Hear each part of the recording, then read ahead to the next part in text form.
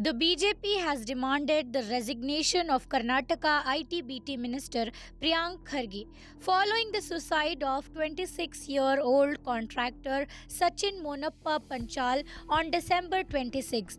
Sachin left behind a 7-page note accusing Raju Kapanur, a close associate of Kharge, of issuing death threats and demanding 1 crore for awarding a contract.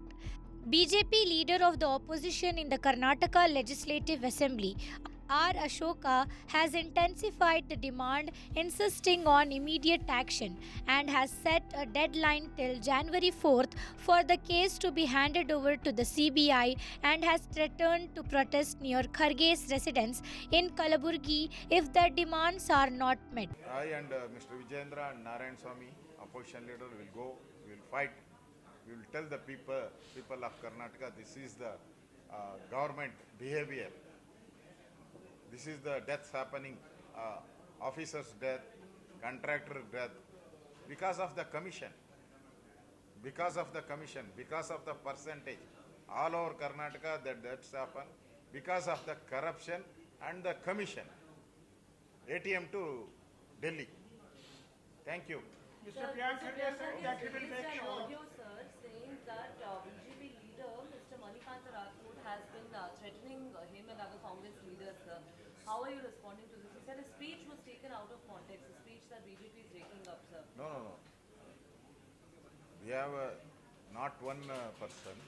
BJP people also, they given threat that our MLA, Swan Swamiji, is also there.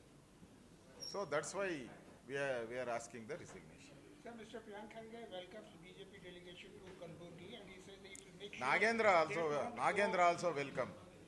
Nagendra also welcome. Mr. Siddaramaiah also welcome. After that, what happened, you also know, people of Karnataka will know. This issue also, same thing happened. He must resign. The allegations, Priyank Kharge denied any wrongdoing, stating that Sachin's note mentioned 8 people but did not accuse him directly.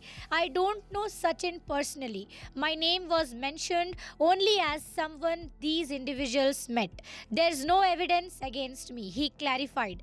Whereas in the letter which Mr. Sachin has written, he has accused 8 people and he's mentioned my name twice, saying that these people had come to see me. He is nowhere mentioned that I am the reason, neither am I an accused or anything. So BJP is just trying its best to ensure that they find something that will embarrass the government, that will embarrass Mr. Kharge and seek my resignation. But that is not going to happen because I have got a clean slate. The BJP can do whatever in its capacity to hide their differences, to hide what Mr. Muniratna is doing, to hide what C.T. Ravi is doing, to hide the lack of leadership that is plaguing them in the state. Kharge criticized the BJP, pointing out that they ignored similar cases under their own regime, such as Santosh Patil's suicide, which led to Ishwarappa's resignation. He accused the BJP of using the incident to divert attention from their internal issues and mismanagement. Regarding the BJP's planned protest, Kharge said, "Let them come. Will ensure they are not thirsty or hungry despite their baseless slogans, but they should at least produce some evidence instead of embracing themselves in public." To establish their leadership over here, state leadership. The BJP is a divided house. They have huge factionalism going on and they're just trying to cover all this up with a non-issue. While we sympathize with the family of Sachin, but they're yet to figure out what is the role that the government has played or I have played. This is the letter of Mr. Santosh Patil, who committed suicide during the BJP regime. Mr. Ishwarappa resigned because of this, and the BJP is citing this as the excuse to seek my resignation.